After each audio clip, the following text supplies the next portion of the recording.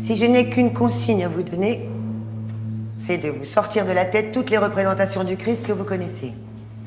Le Christ de San Placido de Velázquez, le Christ bénissant de Raphaël, le Christ à la colonne de Caravage, etc. Non, non, non. Moi, ce que je veux voir, c'est votre vision.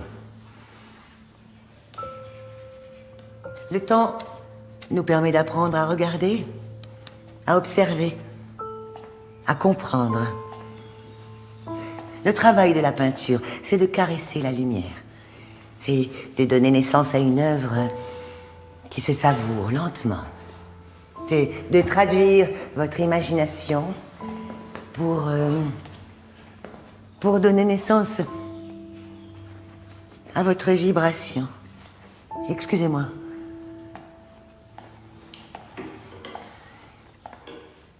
Juliette m'a dit pour Paul. Qu'est-ce que c'est que cette histoire? J'en étais arrivée à le détester, mais j'ai jamais souhaité sa mort. Je te présente le capitaine Lemezec. Capitaine? Marie-Ève, l'ex-femme de Paul Dumouriez. Paul avait le visage peint en jaune. C'est de l'or-piment.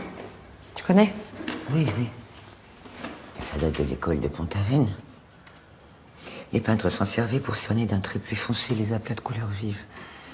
On a arrêté de l'utiliser au milieu du XXe siècle parce que, c'était un peu compliqué à manipuler, mais surtout parce que c'était très toxique. Et où est-ce qu'on peut encore en trouver? Bon, il doit y en avoir qui traînent dans tous les vieux ateliers. Non, mais c'est surtout, qu'est-ce que ça veut dire? C'est un petit peu la question qu'on se pose. Bon, le jaune est une couleur primaire. Dans le positif, le jaune signifie l'ego, la puissance. Dans le négatif? Le mensonge, la tromperie, la traîtrise. Du coup, ceux qui l'a tué devaient bien le connaître. Comment ça? Paul s'intéressait surtout à lui-même.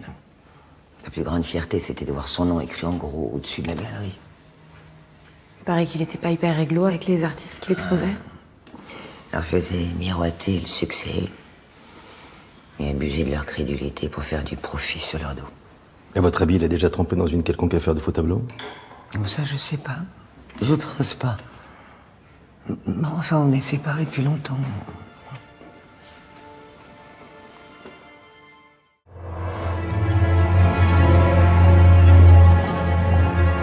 Pourquoi tu nous as pas dit que t'étais avec Dumouriez hier?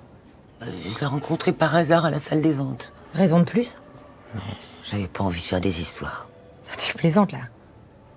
Ce que t'as fait, ça s'appelle un faux témoignage. Tu faisais quoi à la salle des ventes? Je suis allée acheter une toile que j'avais repérée sur le catalogue. Une toile sans grand intérêt pictural, mais le portrait me rappelait ma grand-mère. La toile était grande. Paul m'a proposé de me déposer à la gare. C'est tout?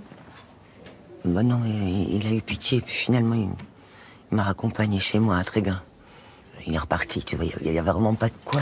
On a retrouvé un message sur le portable de votre ex-mari. C'est pas vieux, ça date d'hier. Vous voulez peut-être le lire? Non? Parce que... Qu'est-ce qui vous a fait pour que vous l'insultiez de la sorte?